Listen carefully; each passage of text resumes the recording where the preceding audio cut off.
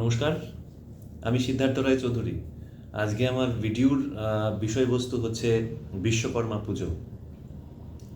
আমরা প্রত্যেকে জানি ভাদ্র মাসের শেষের দিকে প্রতি বছর বিশ্বকর্মা পুজো করা হয় এবং এই বিশ্বকর্মা যে পুজো কেন করা হয় এবং আমাদের এই সনাতনী সংস্কৃতিতে বিশ্বকর্মার মাধ্যমে আমাদের এই মানব সভ্যতাকে কি মেসেজ দেওয়ার চেষ্টা করা হয়েছে।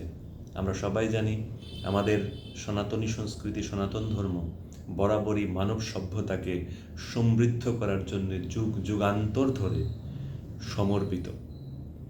তো আগামীকাল বিশ্বকর্মা পুজো এবং বিশ্বকর্মা পুজোর কি বিজ্ঞানসম্মত ব্যাখ্যা এবং বিজ্ঞানসম্মত বিশ্বকর্মা পুজো কেন করা হয় তারই কিছু যত সামান্য আপনাদের সামনে আমি তুলে ধরার চেষ্টা করব। তো বিশ্বকর্মা ব্রহ্মার পুত্র, আমরা সবাই জানি। বিশ্বের কল্যাণের জন্য যিনি নিজেকে বলিদান দিতে এসেছেন, ইনি হলেন বিশ্বকর্মা। এই বিশ্বের কল্যাণের জন্য যিনি নিজেকে উৎসর্গ করতে এসেছেন, ওনার নামই হচ্ছে বিশ্বকর্মা।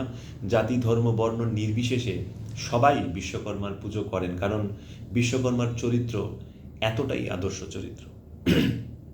সমস্ত জাতির মধ্যে বিভিন্ন ধর্মাবলম্বী মানুষরা বিশ্বকর্মা পুজো করে থাকেন। সৃষ্টিকর্তা ব্রহ্মা, যার কল্পনাকে যিনি বাস্তবে রূপ দেন, বাস্তবে রূপদান করেন, উনি হচ্ছেন বিশ্বকর্মা। আমরা মানুষ, আমরা যখন কোনো কাজ করতে যাই তখন আমরা প্রথম কল্পনা করি, তারপর আমরা পরিকল্পনা করি, তারপর সেটাকে আমরা বাস্তবে রূপ দিই। তো যে কোনো সৃষ্টি এবং নির্মাণ কাজে যেই দেবতাকে আমরা আরাধনা করি, সেই দেবতার নাম হচ্ছে বিশ্বকর্মা। তো বাবা বিশ্বকর্মার যে মূর্তি, সেই মূর্তির যে প্রতীকীগুলো রয়েছে, আমরা জানি যে বাবা বিশ্বকর্মার চতুর্ভুজ, মানে 4টে হাত, এবং প্রত্যেকটা হাতের মধ্যে এক একটা জিনিস আমরা লক্ষ্য করতে পারি।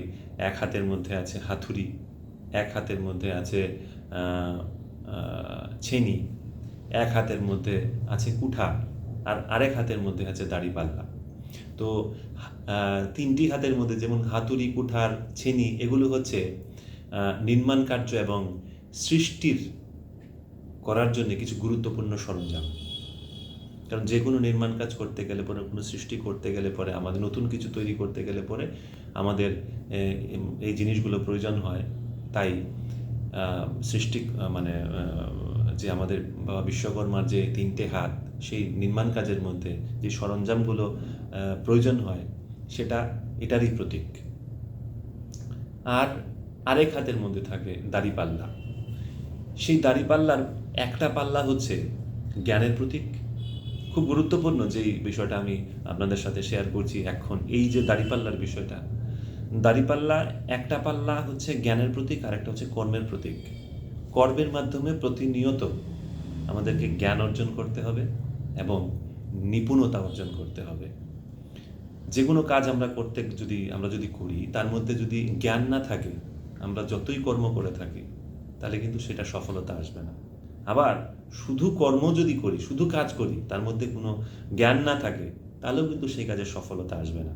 দুটো ব্যালেন্স থাকতে লাগবে। যে কোনো একটা কাজ করতে গেলে পরে, নির্মাণ কার্য হোক, সৃষ্টি হোক, শিল্প হোক, যে কোনো কাজ আমরা যখন করতে যাই, তার মধ্যে জ্ঞান এবং কর্ম দুটোই ব্যালেন্স থাকতে হবে। দুটো যদি ব্যালেন্স না থাকে তাহলে কিন্তু আমাদের সফলতাও আসবে না। আমরা মানে যে কোনো কাজ আমরা যখন করতে যাব সেটা কমপ্লিট হবে না। তো একটা কথা আছে,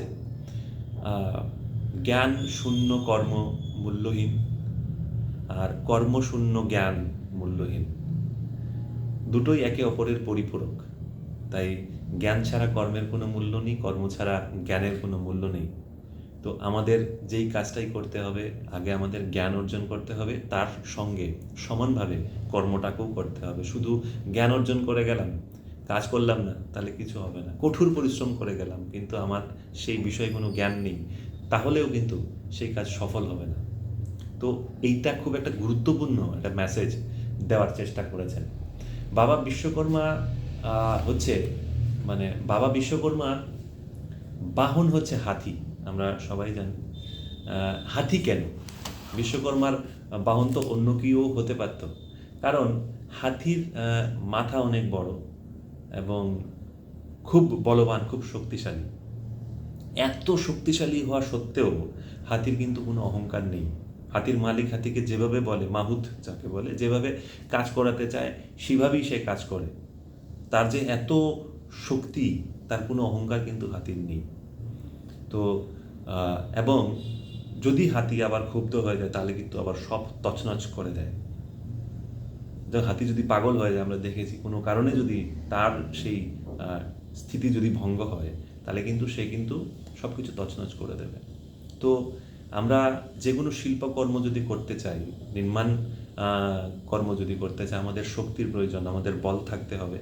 কিন্তু আবার সূক্ষ্ম সুন্দর কাজ করতে গেলে পরে আমাদের মাথা ঠান্ডা থাকতে হবে। তাই হাতি খুব শান্তিপ্রিয় একটা জন্তু এবং সেই কারণে হাতিকে বাহন হিসেবে আমরা বিশ্বকর্মার বাহন হিসেবে আমরা দেখতে পাই। আমাদের পৌরাণিক কাহিনীতে আছে যে বিশ্বকর্মা কিন্তু অনেক শক্তিশালী এবং বিশ্বকর্মাকে মহাবীর বলা হয়। বিশাল ক্ষমতার অধিকারী উনি, কারণ ব্রহ্মার সেই শক্তি হোক বা শিবের সেই ত্রিশূল হোক, শ্রীকৃষ্ণের চক্রই হোক, এগুলো কিন্তু বাবা বিশ্বকর্মার তৈরি। তো বাবা বিশ্বকর্মা মানে কতটা মানে শক্তিশালী এবং বলবান, এরকম একটা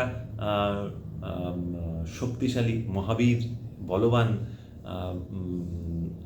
বলবান দেবতার বাহন হিসেবে হাতিকেই বেছে নেওয়া হয়েছে, কারণ হাতির মধ্যে এই দুটো জিনিসই বিদ্যমান।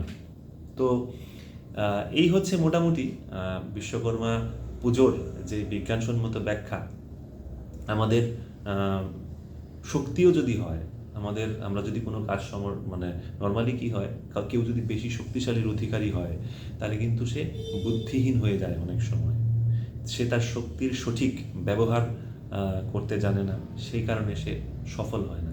আবার খুব শান্ত মস্তিষ্কের মানুষ, শক্তি নেই, সমর্থ নেই, তারপরেও সে সফল হতে পারে না। তো ব্যালেন্স করে আমাদের, মানে বাবা বিশ্বকর্মা আমাদের এই মেসেজটা দেওয়ার চেষ্টা করেছেন যে আমাদের সমাজে ব্যালেন্স করে চলতে হবে। আমরা যে কাজই করি তার জন্য আমাদেরকে জ্ঞান অর্জনও করতে হবে, কর্মও করতে হবে। তো আগামীকাল বিশ্বকর্মা পুজো, আশা করি আপনাদের এই ইনফরমেশানটুকুনি আপনাদের কাজে লাগবে, আপনাদের ভালো লাগবে। তো এই বিশ্বকর্মা পুজোর দিনে আগামীকালকে বিশ্বকর্মার কৃপায় সকলের কারিগরি সুন্দর হোক, এই প্রার্থনাই আমি করি বাবা বিশ্বকর্মার কাছে। সবাই ভালো থাকবেন। নমস্কার, ধন্যবাদ।